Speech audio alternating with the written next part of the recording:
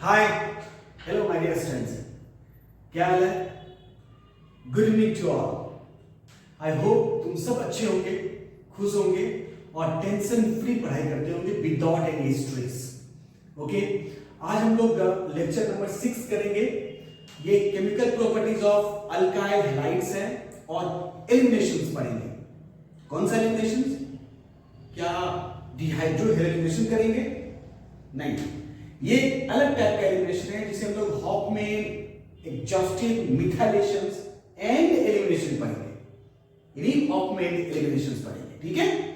तो उससे पहले थोड़ा सा एक ब्रीफ दे दूं जिससे तुम्हें समझने में आसानी हो जाएगी। देखो, जो एलिमिनेशंस होता है, एलिमिनेशन है, इसके क्या क्या पार्ट होते हैं? 1-1 एलिमिनेशन होते हैं, है ना? 1-2 एलिमिनेशन होते हैं, 1-3 होते हैं और 1-4 एलिमिनेशन होते हैं ना? 1-1 एलिमिनेशन क्या होते हैं? अल्फा एलिमिनेशन, ठीक है? देखो 1-2 एलिमिनेशन कौन सा होता है? ये होता है बीटा एलिमिनेशन होते हैं। उसी तरह 1-3 क्या बनता है? एक साइक्लिक रिंग बनता है। तो अल्फा, बीटा और ये गामा एलिमिनेशन है। तो अल्फा एलिमिनेशन, बीटा एलिमिनेशन। तो बीटा एलिमिनेशंस में स्टूडेंट्स दो पार्ट होते हैं। एक सीन एलिमिनेशन, कौन सा बोल रहा हूं? SYN, सीन एलिमिनेशंस, ठीक है? Scene eliminations. और सेकंड होता है एंटी एलिमिनेशंस, एंटी एलिमिनेशंस और सीन एलिमिनेशन। देखो, सीन एलिमिनेशन को क्या करते हैं? EI एलिमिनेशन करते हैं, एलिमिनेशन इंट्रामोलिकुलर। ये जो होता है, ये होता है एलिमिनेशन इंट्रामोलिकुलर, ओके? और एंटी एलिमिनेशंस में स्टूडेंट्स, ये जो मैं लिख रहा हूं, एंटी एलिमिनेशंस में कौन कौन सा होगा? एक तुम्हारा E1 होता है, E2 होता है और E1 CB होता है, ठीक है? क्लियर है? अब तुम्हें समझ में आ गया होगा कि जो E2 एलिमिनेशंस है और E1 या E1 CB, ये एंटी एलिमिनेशन में होता है, ठीक है?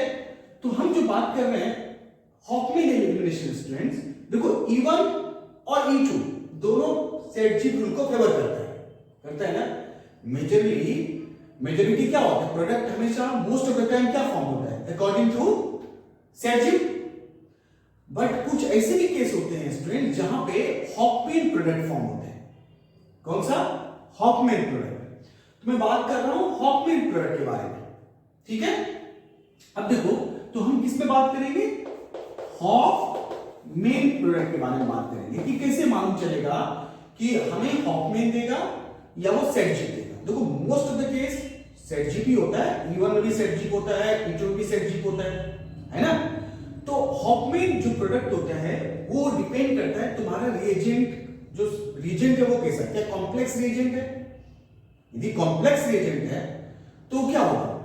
वो लेस हिंडर्ड एसिडिक हाइड्रोजन पे क्या करेगा? इस पे लेस एसिडिक बीटा हाइड्रोजन, क्योंकि बीटा किस पे पढ़ रहे हैं? ये पढ़ रहे हैं बीटा एलिमिनेशन में, तो हर बार बीटा पे ही अटैक करवाएंगे। तो बीटा हाइड्रोजन कौन सा होगा? उसमें से लेस मोस्ट एसिडिक हाइड्रोजन कौन सा होगा? उस पे जाके हॉफमैन अटैक करता है, हॉफमैन रिएजेंट्स, ठीक है? तो तुम्हें कैसे मालूम चलेगा कि वो हॉफमैन प्रोडक्ट है? देखो, एक तो तुम्हारा क्या होगा? हॉफमैन का ये कुछ मैं तरीके हैं जिससे तुम समझ सकते हो कि ये हॉफमैन प्रोडक्ट होगा। एक तो कॉम्प्लेक्स बेस होगा। कौन सा? कॉम्प्लेक्स बेस होगा, ठीक है? जैसे मान लो CH3 है और 3CO-K+ है, इस तरह से बेस होगा, पोटेशियम टर्ट ब्यूटा ऑक्साइड। या फिर तुम्हारे पास थोरियम ऑक्साइड होगा, टंगस्टन ट्राइऑक्साइड होगा। तो इस तरह के रिएजेंट जो होते हैं ना, वो कौन सा देगा प्रोडक्ट? हॉफमैन प्रोडक्ट देगा, ठीक है? और उसी में बात करते हैं हम लोग P2O5 है, ठीक है? या फिर आपका H3PO4 है, डन? या फिर Al2O3 है। ये सब क्या देता है? ये सब आपका सेट-जीफ एलिमिनेशन देगा। ये सारे के सारे कौन सा देता है? या फिर H2SO4 ले लो, तो ये भी एक सेट-जीफ एलिमिनेशन देता है। लेकिन स्टूडेंट्स जो मैं बोल रहा हूं P2O5 ये Al2O3 ये E2 के थ्रू प्रोडक्ट फॉर्म करता है। उसी तरह ये जो है, ये जो थोरियम ऑक्साइड है, टंगस्टन ट्राइऑक्साइड है, ये भी E2 के थ्रू प्रोडक्ट फॉर्म होता है। ये भी दोनों रिएजेंट जो है E2 के थ्रू प्रोडक्ट फॉर्म होता है, ठीक है। लेकिन अब देखो ये जो कॉम्प्लेक्स है पोटेशियम टर्बियूटाक्साइड, ये थोरियम ऑक्साइड, ये टंगस्टन ट्राइऑक्साइड, ये सब के सब जो है हॉफमैन एलिमिनेशन देते हैं और ये सेर्जी एलिमिनेशन देते हैं। थोड़ा बहुत तो याद रखनी है कि आखिर रिएजेंट से कैसे मालूम चलेगा। तो इस रिएजेंट से तुम्हें मालूम चल जाएगा कि वो कौन सा देता है, सेर्जी प्रोडक्ट देगा। चलो एक एग्जांपल से देखते हैं, ठीक है, जिसे तुम्हें सेर्जी और हॉफमैन में समझ में आ जाए। एक एग्जांपल से देखते हैं, ठीक है। चलो अब देखो एक एग्जांपल मैं यहां पे लिख रहा हूं, ये है CH3, C और CH3 है, H है, CH2Cl और यहां पे CH3। अब देखो मैं दो रिएजेंट लेता हूं अलग अलग, एक में ले लेता हूं कौन सा, P2O5 ले लेता हूं, ठीक है, और Cl के बजाय P2O5 ले रहा हूं, तो या फिर मैं ले लेता हूं सिंपली एल्कोहलिक एच, ठीक है, और एक ले लेता हूं जो है आपका कोई भी CH3 और 3CO नेगेटिव K+, ठीक है।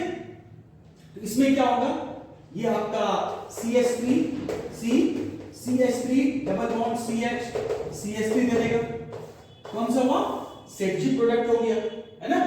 और क्योंकि देखो ये भी यहां पे Cl है, ये अल्फा है, ये भी तो बीटा है, ये भी तो बीटा है ना। तो अब इसमें क्या होगा, ये जो कॉम्प्लेक्स है वो अटैक करेगा इस पे, क्योंकि ये बीटा हाइड्रोजन से लेस हिंडर्ड है, इस पे अटैक करेगा। तो क्या बनेगा, CH3C, CH3H, CH double bond CH2 form होता है, क्लियर। तो ये कौन सा हुआ, ये हो गया हॉफमैन के अकॉर्डिंगली एलिमिनेशंस और ये सेर्जी के अकॉर्डिंगली एलिमिनेशंस। तो जैसे मैंने पहले कहा कि मोस्ट ऑफ द केसेस में क्या मिलेगा, सेर्जी प्रोडक्ट ही मिलता है, ठीक है। कुछ ऐसे केसेस होते हैं जहां पे हॉफमैन प्रोडक्ट मिलते हैं, वो मैंने कॉम्प्लेक्स बेस दिखा दिया और कुछ और बेसेस लिखा दिया, थोरियम ऑक्साइड या फिर टंगस्टन ट्राइऑक्साइड, ये दोनों और भी रिएजेंट हो सकते हैं और भी कॉम्प्लेक्स होंगे बेस, जिन पर कॉम्प्लेक्स बेस ही होंगे या ऐसे भारी भरकम रिएजेंट होंगे जिसे तुम समझ जाओगे। अब चलते हैं हम लोग हॉफमैन एडजस्टिव मिथाइलेशन के लिए कि ये कैसे होता है। उससे पहले मैं तुम्हें एक चीज बताता हूं, अमोनोलाइसिस ऑफ रिएक्शन, यहां से तुम्हें और अच्छा से समझ में आ जाएगा हॉफमैन एडजस्टिव रिएक्शन। अब देखो जो उस पार्ट में चलते हैं, अमोनोलाइसिस वाले पार्ट में देखो, क्योंकि क्यों ऐसा बोल रहा हूं, क्योंकि हॉफमैन एडजस्टिव जो होता है ना वो क्वाटरनरी अमोनियम सॉल्ट में होता है। ये तुम्हारे पास क्वाटरनरी अमोनियम नहीं है, फिर तुम बनाओ उसको, तो कैसे बनाते हैं उसको देखो। अब ये क्या करते हैं स्टूडेंट्स, ये देखो अपने पास ये ले लो RX, ठीक है, और मैं मान लेता हूं कि हमारे पास क्या है, ये हमारे पास RX में है लार्जर अमाउंट में, एक्सेस अमाउंट में, ठीक है। तो RX को क्या किया हमने, अमोनिया से रिएक्शन कर दिया, किससे, अमोनिया से, ठीक है। ये अपने पास क्या है, लार्जर अमाउंट में है, एक्सेस अमाउंट में है, ठीक है। तो अब इस एक्सेस अमाउंट को अमोनिया से रिएक्शन करा दिया, तो ये क्या बन गया, ये बन गया RNH2 बना।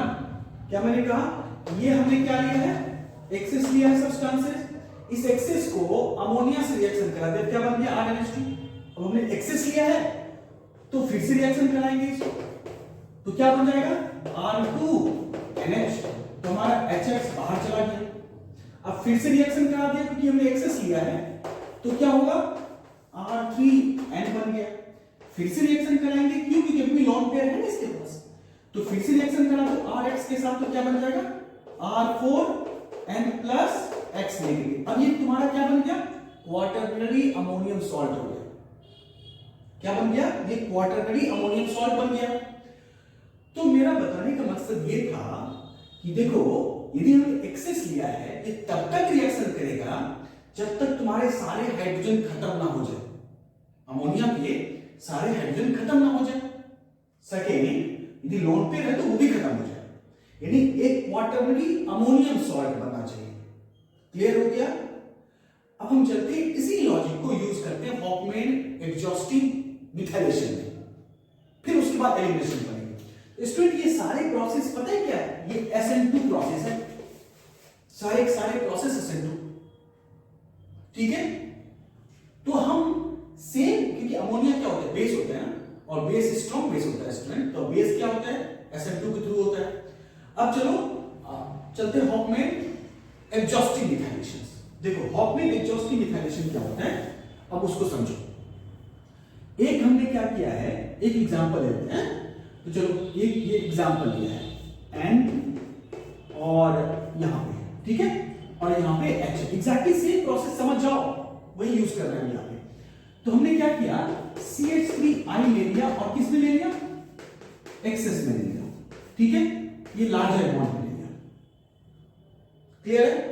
तो अब जब लार्जर अमाउंट में लिया है तो अब क्या करेगा? CH3I रिएक्ट करेगा इसके पास, तो रिएक्ट करके क्या बनाएगा?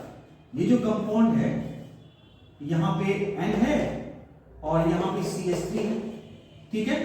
अब इसके पास लोन पेयर है तो फिर अटैक करेगा CH3I, क्योंकि हमने बार बार बोल रहा हूं कि एक्सेस में लिया है। तो क्या बनेगा? ये जो है N CH3 और CH3, अब यहां पे कैटायंस बन गया। अब आपका एक तरह से क्वाटरनरी अमोनियम सॉल्ट बन गया। तो इसे एग्जॉस्टिव करते हैं। क्यों? क्योंकि तुमने सारे हाइड्रोजन्स लोन पेयर से एग्जॉस्ट कर दिए in with the alkyl halides. तो ये प्रोसेस क्या है स्टूडेंट्स? SN2 प्रोसेस है। तो यहां से यहां तक जो तुम आए हो कौन सा प्रोसेस बोलोगे? SN2 process. अब देखो नेक्स्ट स्टेप में क्या होगा, किसके पार्ट है ये पार्ट है बीटा एलिमिनेशंस के, है ना। तो अब जो तुम यहां से बेस लोगे, बेस कोई ले लो, मतलब स्ट्रॉन्ग बेस ले लो। अब देखो Ag2O in the presence of water ले लो, एक्चुअली अल्टीमेटली ये AgOH बनाता है, ठीक है। अब ये बेस है OH, तो ये AgOH जो OH बेस है वो beta positions, remember beta acidic hydrogen वाला पोजीशंस, ठीक है, मोस्ट एसिडिक हाइड्रोजन। अभी तो यहां पे दोनों एक ही है, ये अल्फा हो गया, ये बीटा हो गया, सेम केस यहां भी होगा। तो ये OH जो है, ये OH इस हाइड्रोजन पे अटैक करेगा और इसको अपने साथ लेके चला जाएगा और वाटर बन जाएगा। तो ये बॉन्ड यहां पे आ जाएगा। तो लोन पेयर जब इस पे आएगा तो इसके पास रीचेबल सोर्सेस हो जाएंगे। तो नाइट्रोजन के पॉजिटिव चार्ज है और नाइट्रोजन क्या होगा? हाईली इलेक्ट्रोनेगेटिव है, तो ये बॉन्ड यहां से टूट जाएगा। तो यहां पे क्या आएगा? यहां पॉजिटिव होगा, यहां पे नेगेटिव है, तो डबल बॉन्ड बन जाएगा। तो क्या होगा? ये आपका, ये देखो ये बन गया और यहां पे NCH3 लॉन पेयर, क्योंकि इसने इलेक्ट्रॉन लिया, यहां पे लॉन पेयर आया। अब देखो फिर तुमने ये एक्सेस लिया है तो फिर से अटैक करवा दो, तो CH3I, तो क्या होगा? तो यहां पे ये, अरे यार क्या हो रहा है, तो अब यहां पे NCH3 और कैटायंस बन गया। अब देखो फिर से वही केस, यहां पे एसिडिक हाइड्रोजन है ना। तो जब एसिडिक हाइड्रोजन है तो फिर क्या होगा बताओ? सेम रिपीट होगा। तो जब एसिडिक हाइड्रोजन है फिर से तुम बेस लो OH माइनस, अटैक करेगा, ये जाएगा, जैसे नेगेटिव चार्ज आएगा नाइट्रोजन इलेक्ट्रॉन लेके भाग जाएगा, तो नेगेटिव पॉजिटिव क्या बन जाएगा? बॉन्ड बनेगा, यानी ये इस तरह बनेगा प्लस CH3 एंड CH3 और CH3। समझ में आ गई बात? समझ में आया? तो अब क्या करोगे? देखो अब यहां पे ये तुम्हें समझ में आ गया, तो मैं 2-3 एग्जांपल देता हूं, ठीक है। अब तुम सारे एग्जांपल एक वीडियो पॉज करना, पहले कोशिश करो, फिर नहीं होगा तब देखना। चलो अब मैं देता हूं कुछ एग्जांपल्स। तो ये रहा तो पहला एग्जांपल, और इसमें से एक क्वेश्चन तो मेन में आया भी है। देखो अब मैं दे रहा हूं, फर्स्ट है, ये रहा तुम्हारा पहला एग्जांपल। तो यहां पे मैं लिख देता हूं मिथाइल है और यहां पे एन है, उसके साथ साथ क्या लिख दूं यहाँ पे मिथाइल, और यहाँ पे इथाइल, ठीक है, ये मिथाइल है, और यहाँ पे ब्यूटाइल, ये ब्यूटाइल है, ये एन ब्यूटाइल, ठीक है, तो हमने ब्यूटाइल लिख दिया। अब इसके देखो, यदि मैं लेता हूं, अब यहां तो CH3 आई लेने की जरूरत ही नहीं है क्योंकि ऑलरेडी पॉजिटिव चार्ज है ना, तो मैं सिंपली बेस लेता हूं, बेस लेके और हीट कर लेता हूं। अब देखो क्या बनेगा प्रोडक्ट। सेकेंड है तुम्हारे पास एक ये कंपाउंड्स है और इसमें हाइड्रोजन्स है, यहाँ पे N है, यहाँ पे CH2 है, N और ये है CH3, ऑल 3 कैटायंस, ठीक है। यहाँ पे सिंपली बेस ले लो, OH नेगेटिव और हीट कर लो, देखो क्या बनेगा प्रोडक्ट, सोचो जरा। और थर्ड तुम्हारे पास एक ये रिएजेंट्स, ये एक सब्सटेंसेस है, यहाँ पे नाइट्रोजन्स है और ये हाइड्रोजन्स है, और यहाँ पे मिथाइल लगा दिया, ठीक है। और हमने क्या किया, CH3 ले लिया, एंड फर्स्ट सेकेंड है AgOH ले लिया। अब सोचो कि कैसे होगा, ठीक है। बस जस्ट वीडियो पॉज करो 2-3 मिनट के लिए, सोच लो और देखो कैसे होगा, ठीक है। चलो हम लोग चलते हैं फर्स्ट बेस की ओर। तो देखो इसमें क्या है कि इसको मैं कैसे लिखूं, इस इथाइल को कैसे लिख सकता हूं, देखना तो CH2 CH2H, ये अल्फा ये बीटा, इसके लिए ये अल्फा ये बीटा, ये भी अल्फा है ये भी बीटा है, समझ में आ रही बात। अब देखो यहां पे क्या होगा, बीटा के लिए CH2 CH2 CH2 CH3 होगा। अब देखो अल्फा बीटा, देखो यहां भी इस बीटा के लिए एक इंडक्टिव इफेक्ट अप्लाई हो रहा है इस कार्बन पे, यहां भी ऑब्वियसली अल्काइल ग्रुप है, यहां भी इंडक्टिव इफेक्ट हो रहा है। तो ये दोनों बीटा पोजीशंस हाईली एसिडिक तो नहीं होगा ना, थोड़ा बेसिक हो गया ना, तो इसलिए ये आपका जो बेस है इस पे अटैक नहीं करेगा मेरे भाई, इस पे अटैक नहीं करेगा, कहां जाएगा, जो OH माइनस लोगे OH माइनस इस पे अटैक करेगा, क्योंकि यहां पे कोई भी डोनेटिंग ग्रुप नहीं है, हाईली एसिडिक है। जैसे अटैक करेगा तो ये इलेक्ट्रॉन्स यहां पे आ जाएगा, ये बॉन्ड शिफ्ट हो जाएगा, तो कंपाउंड क्या बनेगा CH2 CH2, CH2 double bond CH2 बन गया, ठीक है। और रेस्ट कंपाउंड तुम लिख दो, तो रेस्ट कंपाउंड क्या है, ये है आपका CH3 और N CH3 और यहां पे N ब्यूटाइल और यहां पे लॉन्ग, ठीक है। चलो इसका भी बहुत सिंपल है, OH माइनस ये अल्फा पोजीशन हो गया तो ये बीटा हो गया, OH इस पे अटैक करेगा, ये बॉन्ड इस पे जाएगा, यहां से टूट जाएगा, है ना, जैसे नेगेटिव आएगा यहां पॉजिटिव आएगा, और कंपाउंड क्या बना देगा, ये आपका डबल बॉन्ड CH2 बना देगा, ठीक है। देखो अब हम चलते हैं इस कैटेगरी पे, इस क्वेश्चन से कैसे होगा।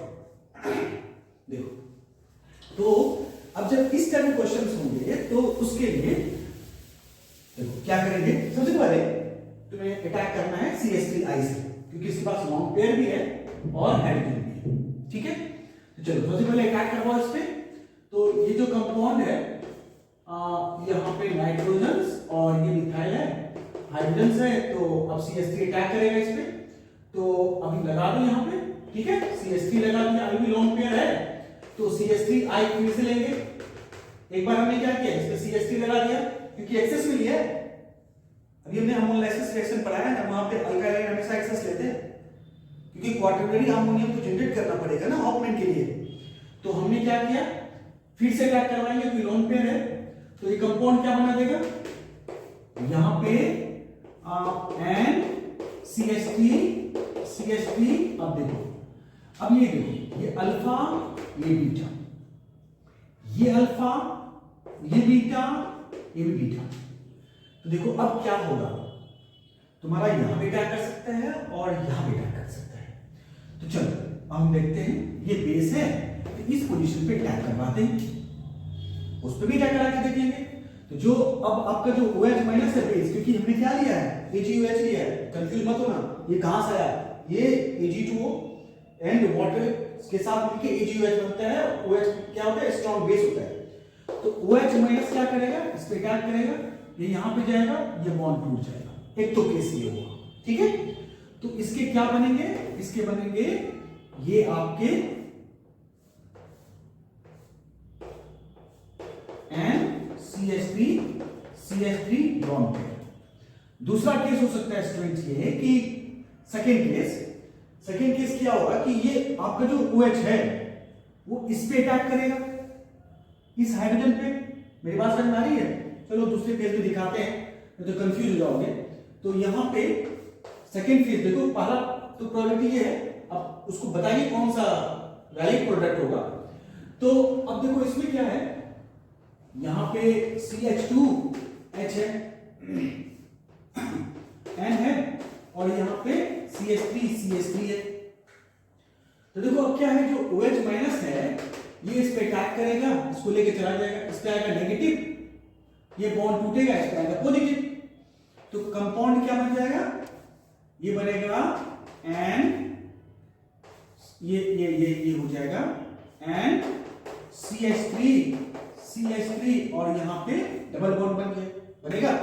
अब देखो, अब तुम्हारे पास एक्सेस में है तो यहां पे लॉन्ग पेयर भी तो है, तो फिर से क्या करो CH3 को, तो क्या होगा, ये जो है यहां पे डबल बॉन्ड हो गया, ये N है, CH3 और CH3 बन गया। ठीक है, फिर से तुम लोग बेस H है यहां पे, तो OH माइनस, अनलेस ये रिएक्शन प्रोसीड नहीं हुआ है, मतलब हमने पहला स्टेप ये लिया है, तो अभी आपके पास हाई प्रोबेबिलिटी। सेकेंड स्टेप आपने ये लिया है, अभी भी आपके पास प्रोबेबिलिटी है, यहां पे CH3 अभी ग्रुप है, तो अल्फा और बीटा अभी भी है। यानी इस केसेस में क्या होगा, CH3 फिर से क्या करेगा यहां पे, और क्या बन जाएगा, देखो ये है, और यहां पे N CH3 कैटायंस है ना। फिर निकलेगा, जब ये CH3 है, OH अटैक करेगा इस पे, इसका H जाएगा, अभी पहले इसको देख लेते हैं, ठीक है, फिर इस पे भी आ जाएंगे।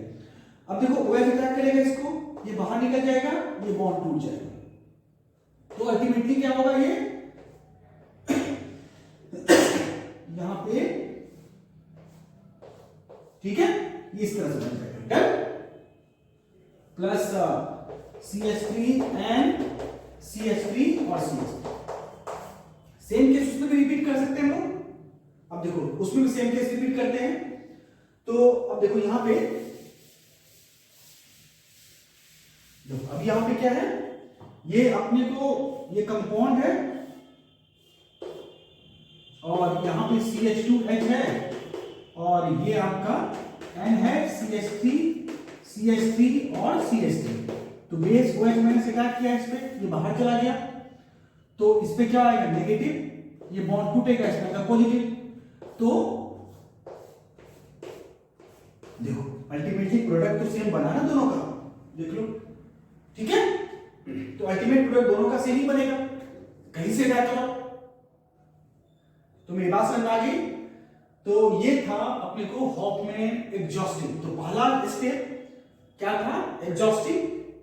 सेकेंड वाला स्टेप क्या था, एलिमिनेशन। सारे मिथाइल ग्रुप को तुमने एग्जॉस्ट कर दिया, वो SN2 था। उसके बाद जहां से डबल बॉन्ड बनना स्टार्ट हुआ वो था एलिमिनेशन, वो था E2 प्रोसेस। इसलिए हम लोग कहते हैं SN2 से E2, मतलब SN2 exhaustive, Hofmann exhaustive, methylation, elimination. Hofmann exhaustive methylation ये SN2 का, और एलिमिनेशन E2 का। ओके, ये तुम्हें समझ में आ गया होगा, तो लाइक करो, सब्सक्राइब करो और शेयर भी कर दो। Thank you very nice. Okay.